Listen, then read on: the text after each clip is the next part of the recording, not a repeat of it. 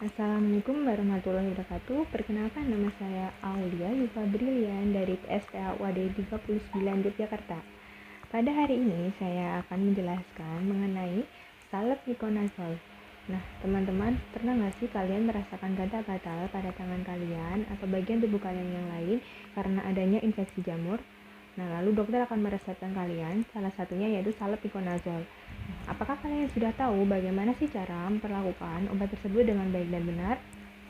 Nah, pada kesempatan kali ini saya akan menjelaskan terkait dagusibu salep mikonazol. Nah, apa sih dagusibu itu?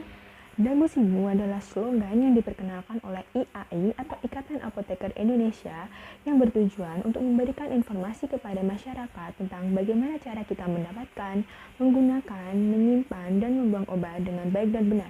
Karena pada kenyataannya masih banyak sekali masyarakat yang belum mengetahui bagaimana cara memperlakukan obat dengan baik dan benar. Nah, dagusibu merupakan singkatan dari da, dapatkan, gu, gunakan, si, simpan, dan bu, buang. Nah, yang pertama adalah da, dapatkan. Dapatkan obat yang Anda perlukan dari fasilitas layanan kesehatan yang memiliki izin seperti apotek, rumah sakit, puskesmas, klinik, dan toko obat berizin. Nah, kenapa sih kita harus mendapatkannya dari tempat-tempat tersebut? Karena pada tempat tersebut obat akan disimpan dalam kondisi yang aman, sehingga kualitas dari obat akan terjamin. Selain itu, obat juga memiliki nomor izin edar yang resmi dari Balai POM, sehingga kita akan terhindar dari penggunaan obat-obat yang ilegal. Selanjutnya, perhatikan informasi yang terdapat pada kemasan obat sebelum kita menggunakannya, yaitu meliputi nama obat, komposisi obat, tanggal kadaluarsa, dan nomor izin edar. Nah, lalu kita juga harus memperhatikan penggolongan obat, yaitu ada obat bebas terbatas, obat keras dan psikotropika, serta obat narkotika. Nah, untuk salep mikonazol ini termasuk ke dalam obat bebas terbatas, yaitu obat dengan logo biru dengan lingkaran hitam di sekelilingnya. Obat bebas terbatas merupakan obat yang dalam jumlah tertentu bisa didapatkan di apotik tanpa menggunakan resep dokter. Yang kedua, gunakan. Gunakan obat dengan tepat, yaitu tepat indikasi, tepat dosis, tepat aturan pakai, dan tepat cara pemberian obat.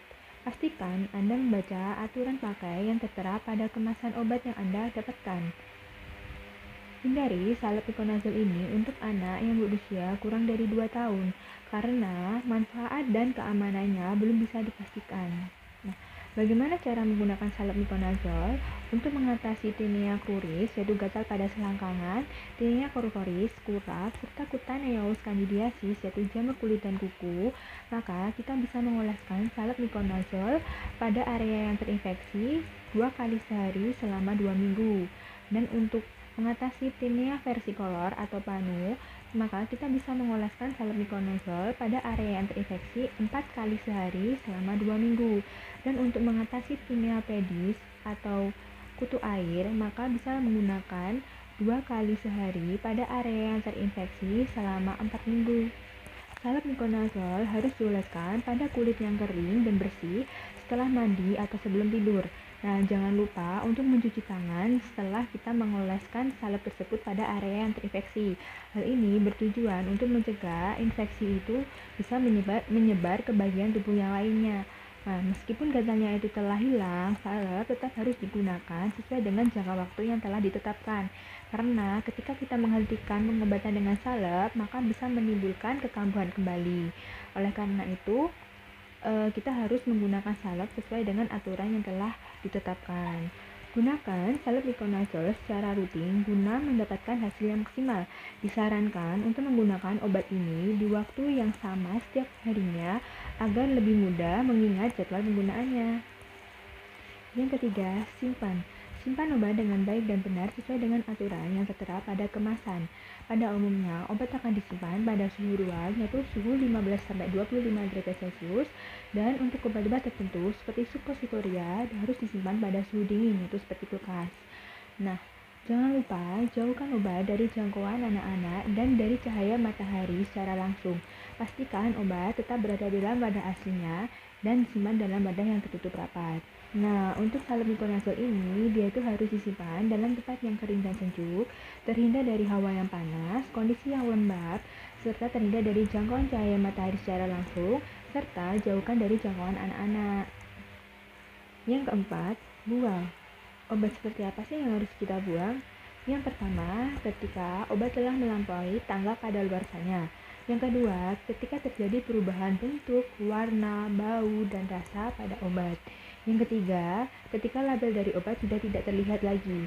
Nah, untuk obat-obat yang rusak dan kadaluarsa harus segera dibuang. Nah, untuk membuang obat itu juga ada prosedurnya loh, jadi tidak bisa asal untuk membuangnya. Nah, kita harus menghilangkan semua label atau etiket yang menempel dari wadah tersebut.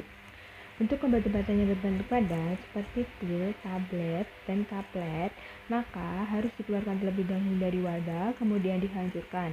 Nah, setelah itu baru dicampurkan dengan tanah, kemudian dimasukkan ke dalam plastik dan dibuang ke dalam tempat sampah. Nah, untuk sediaan semi padat seperti salep, krim, dan gel, maka setelah dikeluarkan dari wadah, bisa ditambahkan dengan tanah, kemudian dimasukkan ke dalam plastik dan dibuang ke tempat sampah. Nah, untuk sediaan cair selain antibiotik, maka bisa dilakukan pengenceran dengan menggunakan air. Nah, kemudian isi cairannya tersebut bisa dibuang ke dalam kloset dan untuk wadahnya bisa dibuang ke tempat sampah.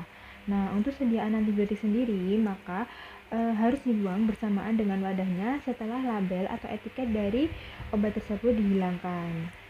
Nah, untuk salamiconazole ini sendiri kan merupakan sediaan semi padat. Maka setelah dia dikeluarkan dari wadahnya, maka bisa dicampurkan dengan tanah terlebih dahulu, kemudian baru dimasukkan ke dalam plastik dan dibuang ke tempat sampah.